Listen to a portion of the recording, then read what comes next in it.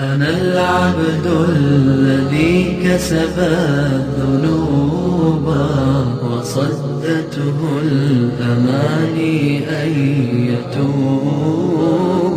أنا العبد الذي أضحى حزينا على زلاته قلقا كئيبا. أنا العبد الذي كسب الذنوب وصدته الأماني أن يتوب. أنا العبد الذي İkinci bir manası olsa haymenetul amana, amanet kontrollü. Amanet kontrollü.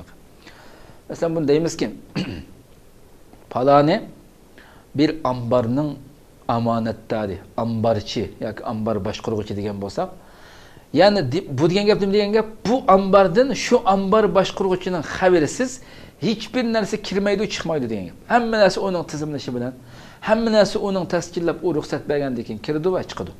Degen gap hamda.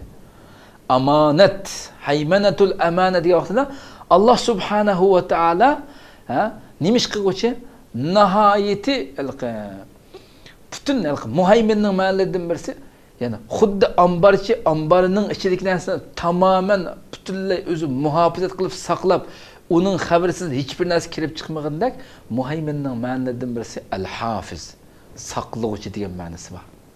Muhayminning ma'nolaridan birisi saqlovchi degan ma'nosi bor. Allah subhanahu wa taala Sura Yusufda shunday deydi. Fallahu hayrun hafiza ve huve arhamur rahimin. Allah subhanahu wa taala saqlash, yani saqlash jihatda eng yaxshi dedi. Muhofazat qilish saqlashda eng yaxshi dedi. Ajoyib yaxshi saqlovchi. U rahimdillarning eng rahimdilidir. Rabbimiz mana bundaq Allah, qadrli qarindoshlar. Muhayminning ma'nolaridan birisi yana, agar Allah subhanahu wa taala bilan birga bo'lsang ey mu'min, agar sen şu muhaymin Allah subhanahu wa taala bilan bo'lsang, uning mavjud bor ekanligiga e'tiqod qilsang, uning bilan u tarafda bo'ladi ekansan, bir inson bilan munozirlashib qolib qolsang, har qanday sohada sen chuqum Allah tarafda bo'lgan mu'min chuqumki nima ish qiladi? G'alaba qiladi. G'alaba qiluvchi bo'ladi. Chunki koinotda yuz berayotgan barliq hodisalar, barliq ishlar mu'min qo'ygan nazariyani tasdiqlab, mu'min qo'ygan nazariyaning haq ekanligini isbotlab maydonga keladi. Shu narsalar yuz berdi. O'ylab boqaylik. Bugun dunyoda har bir inson bir fikr, bir nazariya, bir tushuncha, bir mazhab, bir yo'l, shuni nurg'un narsalarni o'ttirga qo'ydi, tashlaydi. Yani her bir insan bir fikrini, bir tushunchani bir o'ttirib qo'yib, har bir bo'layotgan ishlar to'g'risida ham har xil tushunchalar, har xil fikrlarni o'ttirib qo'yishdi. Har xil tahlil mulohizlarni o'ttirib qo'ydi. Oqibat nima bo'ldi desangiz, bütün ishlarning oqibatida Qur'oni Karim olib kelgan haqiqat, bütün yuz berayotgan voqealiklar, yuz berayotgan ishlarning hammasi Qur'oni Karim olib kelgan, Qur'oni Karim so'zlagan, Qur'oni Karim xabar bergan haqiqatlarni isbotlab, shuni tasdiqlab zamin yuziga ro'yobga chiqaradigan gap. Shuning uchun mu'min Alloh bilan bo'ladi ekan, Qur'on tarafida bo'ladi ekan, muhaymin Robbi tarafida bo'ladi ekan, u har qanday sohada, har bir sohada g'alaba qiluvchi, chuqur g'alaba qiluvchi. Hech bir zaman o'ttirib qo'ymaydi. Muhaymin tarafida bo'lgan, Robbi tarafida bo'lgan mu'min hech qachon o'ttirib qo'ymaydi. Masalan, mu'minning nazariyasi bo'yicha o'ylab boqaylik. Allah Qur'oni Karimda yamhaqullohu riba va yurbis sadaqat dedi. Allah riba, Allah o'simni yo'q qilib, uni vayron qildi dedi.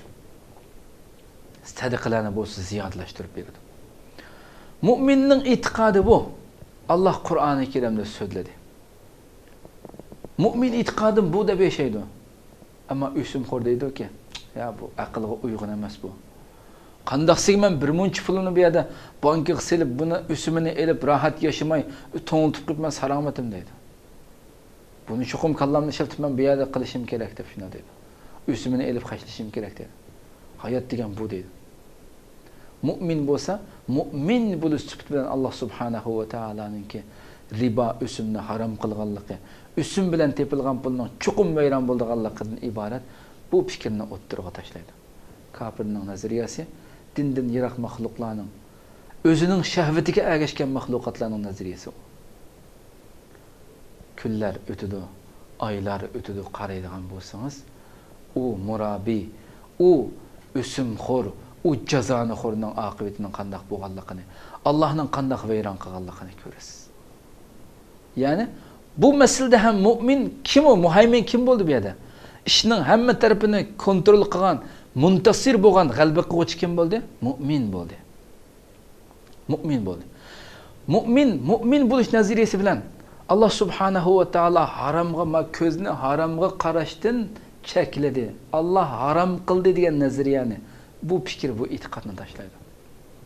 Dindan yiroq, din bilan xo'shi yo'q, kafir, munofiq bu maxluqlar shahvatparast maxluqlar. Ko'z nimaga yaratildi? Bu ko'zni huzurlantirishim kerak. Bu go'zalliklar, bu go'zal qizlar, ayollar nimaga yaratildi? Ko'zni bo'lishiga qarab, ko'zimizni chakchaytib qarab turib, ko'zimizni huzurlantirishimiz, qalblarimizni huzurlantirishimiz kerak deydi. Kunlar o'tidi. Qaraysizki, Alloh subhanahu va taoloning qanday jazolaganligini ko'rasiz. Har xil kasallar bilan, har xil narsalar bilan jazolaganligini ko'rasiz. Qalbining qora bu shaklda. Kim futdi bu yerda yana? Kim futdi? Ko'zini haromdan yiqqan, pak yo'lda harom narsaga qaramagan mu'min qirg'a vaqtida qarasanglar shunchalik pokiz, shunchalik nurliq, ko'zlari shunchalik o'tkir. Dal aksi ikkinchi turdagi maxluqlar qarab yiqqan. Qaysi holatni ko'rasizki ularni?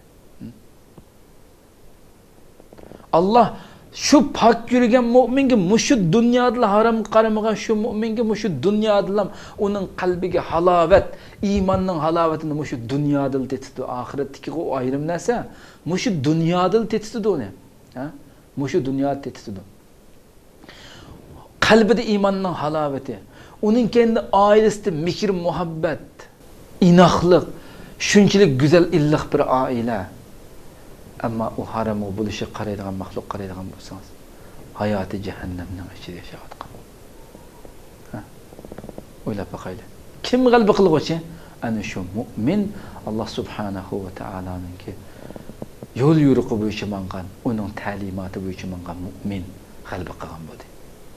Ha? O'ylab boqaylik. كسبت ذنوبا وصدته الأماني أن يتوبا أنا العبد الذي أضحى